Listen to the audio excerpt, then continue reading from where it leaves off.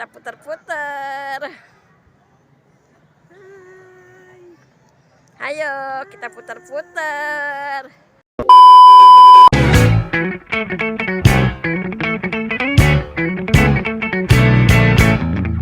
Assalamualaikum warahmatullahi wabarakatuh. Saya Dina Waradewati dengan NIM 220301115 dengan rekan saya Maulidia dengan NIM 2203011109. Saya Aura Safina Pratiwi dengan NIM 2203011132. Kami di sini akan membuat podcast untuk memenuhi tugas UTS dari teori pengambilan keputusan. Selamat menonton. Halo guys, kembali lagi bersama saya Au Podcast. Hal apa sih yang mendasari keputusan kamu untuk merubah lahan dengan membuat bangunan yang disewakan? Baik, awalnya saya ini memiliki lahan kosong. Lalu teman saya ini menyarankan saya untuk mengubah lahan tersebut menjadi ruko dan disewakan. Beliau juga ingin berinvestasi dengan saya. Lalu saya langsung menjalankan bisnis tersebut dan berjalan hingga sekarang. Kenapa memilih menyewakan lahan daripada memanfaatkan yang lain? Karena perputaran uangnya itu lebih stabil dan lebih besar dan daripada memanfaatkan secara langsung. Sebelum menyewakan lahan, apakah ada rencana lain yang batal atau belum terlaksana? Selain menyewakan ruko ini, saya belum ada rencana lain sih. Sebelum menyewakan, apakah melakukan riset terlebih dahulu? Riset terlebih dahulu itu juga sangat penting sebelum menyewakan lahan. Riset ini tuh dapat meliputi analisis pasar, analisis biaya, analisis keuangan, analisis kebutuhan pasar untuk bangunan. Saya melakukan riset terlebih dahulu karena riset ini juga itu membantu saya dalam membuat keputusan dan mengurangi resiko yang terkait dalam proses ini. Oh, berarti riset itu sangat penting ya? Iya. Bagaimana cara kamu menentukan harga sewa yang menguntungkan? Bagaimana Harga sewa yang menguntungkan itu dapat ditentukan dari biaya operasionalnya, serta biaya konstruksi, perawatannya, dan biaya lain-lain. Selain itu juga perlu dipertimbangkan keterbatasan lahan dan kebutuhan pasar. apa sih keputusan kamu yang akan diambil ketika terjadi konflik dengan penyewa lahan?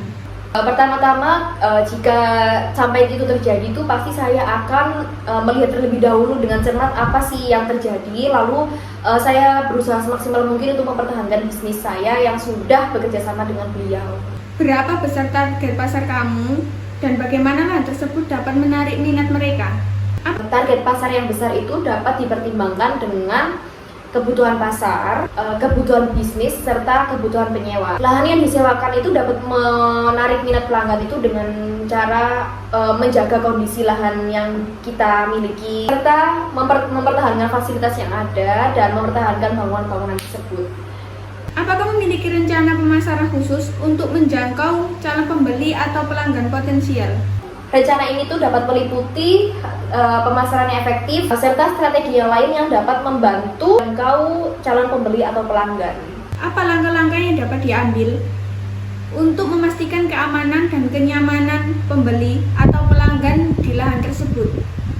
Untuk memastikan keamanan dan kenyamanan itu dapat dilakukan dengan memasang sistem keamanan, perawatan lingkungan, penanganan fasilitas umum, dan menurut saya juga dapat mempererat hubungan dengan tetangga jika diperlukan sih. Apa memiliki rencana cadangan jika terjadi kekosongan pembeli atau pelanggan untuk jangka waktu tertentu? Dan apakah memiliki rencana jangka panjang? Rencana kekosongan ini dapat meliputi promosi harga khusus. Apakah kamu memiliki rencana untuk memperbaiki atau memodifikasi struktur yang ada di lahan? Rencana untuk memodifikasi struktur yang ada di lahan harus mempertimbangkan regulasi lokal dan kebutuhan bisnis. Bagaimana kamu akan menangani kenaikan sewa atau perubahan kontrak di masa depan? Kenaikan sewa dan perubahan kontrak yang terjadi di masa depan harus disepakati secara tertulis sejak awal untuk menghindari konflik di kemudian hari. Apakah ada pembatasan atau persyaratan khusus yang perlu diketahui? Sebelum menggunakan lahan, perlu juga untuk mengetahui pembatasan atau persyaratan khusus seperti zonasi, izin usaha, dan peraturan lingkungan yang berlaku. Apakah ada kebijakan tentang perubahan sewa atau kenaikan harga di masa depan? Ada. Dalam rencana jangka panjang, saya ingin membeli lahan baru lagi dan saya akan mengelola dan merawat sendiri hingga harga tanah tersebut naik.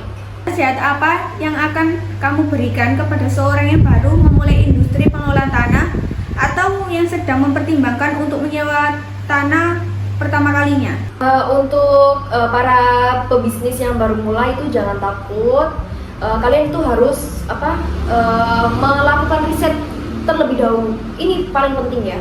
Lalu jangan lupa kalian tuh harus memiliki rencana usaha tuh yang jelas. Lalu untuk hubungan dengan penyewa tuh harus dijaga erat banget sih, karena itu mempengaruhi bisnis kalian untuk depannya.